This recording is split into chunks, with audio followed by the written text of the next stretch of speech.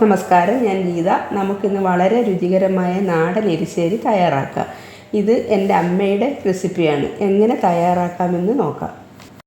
100 gram മത്തങ്ങയും 1/2 cup വൻപയറുമാണ് എടുത്തിരിക്കുന്നത്. ഇത് നേരത്തെ കുതിർത്ത് വെച്ച വൻപയറല്ല കേട്ടോ. ഇത് നമുക്ക് ഒരു കുക്കറിലേക്ക് ഇടാം. 1.5 കപ്പ് വെള്ളം ഒഴിക്കാം.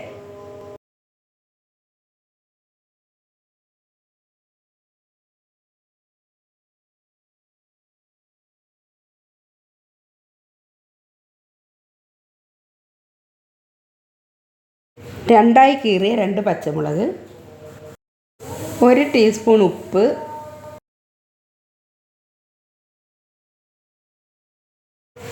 2 നുള്ളു മഞ്ഞൾപ്പൊടി എന്നിവ ചേർത്ത് കുക്കർ അടച്ച് 4 വിസിൽ വരുന്നത് വരെ വേവിക്കുക. കുതിർക്കാത്ത പയറാണ്, അത് മറക്കല്ലേ. അരപ്പ് തയ്യാറാക്കാൻ വേണ്ടി 1/2 കപ്പ് തേങ്ങ, 1/4 ടീസ്പൂൺ നല്ല ജീരകം, 2 അല്ലി വെളുത്തുള്ളി, 2 വറ്റൽമുളക് എന്നിവയാണ് വേണ്ടത്. നമുക്ക് മിക്സിയുടെ ജാറിലേക്ക് ഇത് ചേർത്ത് 1/2 കപ്പ് വെള്ളം കുറേശ്ശെയായി ഒഴിച്ച് നന്നായി അരച്ചെടുക്കാം. കുക്കർ 4 വിസിലായിട്ടുണ്ട്. പയർ നന്നായി വെന്തിട്ടുണ്ട്. പയറും മത്തങ്ങയും തവി കൊണ്ട് നന്നായി ഉടച്ചെടുക്കാം. ഇതിലേക്ക് അരപ്പ് ചേർക്കാം.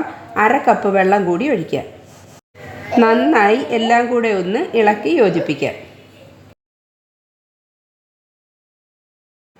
ഇനി ഇത് ചെറിയ തീയിൽ 5 മിനിറ്റ് ഒന്ന് ചൂടാക്കിയിട്ട് ഇറക്കി വെക്കാം.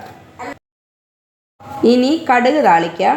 പാൻ വെച്ച് ചൂടാകുമ്പോൾ 2 ടേബിൾ സ്പൂൺ വെളിച്ചെണ്ണ ഒഴിക്കാം. ഇനി കടുക് ഇട്ട് പൊട്ടി വരുമ്പോൾ വറ്റൽമുളക്, കറിവേപ്പില ചേർത്ത് വഴറ്റാം. 2 ടേബിൾ സ്പൂൺ തേങ്ങ ചിരകിയതും ഇതിൻ്റെ കൂടെ വഴറ്റാം.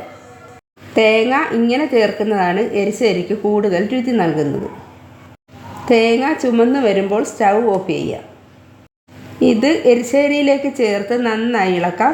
രുചികരമായ എരിശ്ശേരി തയ്യാറായിട്ടുണ്ട്. എല്ലാവരും ഈ എരിശ്ശേരി തയ്യാറാക്കി നോക്കണം, വളരെ രുചിയാണ്.